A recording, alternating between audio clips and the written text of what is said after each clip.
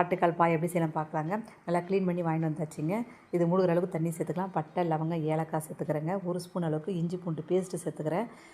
மஞ்சள் தூள் 1 ஸ்பூன் சேர்த்துக்கிறேங்க. உப்பு தேவையான அளவுக்கு சேர்த்துட்டு ஒரு 12 விசில் விட்டுருக்கேங்க. ஒரு வானலில் எண்ணெயை சேர்த்துட்டு பட்டை, லவங்கம், ஏலக்காய், பிரிஞ்சல், நட்சத்திர பூ சேர்த்துட்டு நல்லா பொரியட்டுன்னு கறிவேப்பிலை சேர்த்துக்கிறேங்க. 2 பெரிய வெங்காயம், 2 தக்காளி சேர்த்து நல்லா வதக்கின பிறகு அரைச்சி வச்ச விழுது மசாலாவே நான் சேர்த்துக்கிறேங்க. அரை முடி தேங்காய், மிளகு, சீரகம், சோம்பு அரை ஸ்பூனு, 5 நிமிஷம் ஊற வச்ச கசகசா, 2 பச்சை மிளகாய், 1 கைப்பிடி அளவுக்கு புதினா, கொத்தமல்லி சேர்த்துக்கலாம். 2 ஸ்பூன் அளவுக்கு இஞ்சி பூண்டு சேர்த்து நல்லா இது மாதிரி அரைச்சி வச்சுக்கலாங்க. இப்போ அந்த வானலில் சேர்த்து நல்லா கலந்து விட்டுக்கலாம். இப்போ குக்கரில் 12 விசில் வந்துடுச்சிங்க. இப்போ அது கூட சேர்த்து மறுபடியும் ஒரு 3 விசில் விட்டு எடுத்திங்கன்னா ரொம்ப சூப்பரான எம்மையான ஆட்டுக்கால் பாயா நமக்கு ரெடி ஆகிடுச்சிங்க. ரொம்ப திக்காக ரொம்ப டேஸ்ட்டாக இருக்குங்க. நீங்கள் இது மாதிரி ட்ரை பண்ணி பாருங்கள். இந்த வீடியோ பிடிச்சிருந்தால் ஒரு லைக் பண்ணுங்கள், ஷேர் பண்ணுங்கள், சப்ஸ்கிரைப் பண்ணுங்கள். தேங்க்யூ.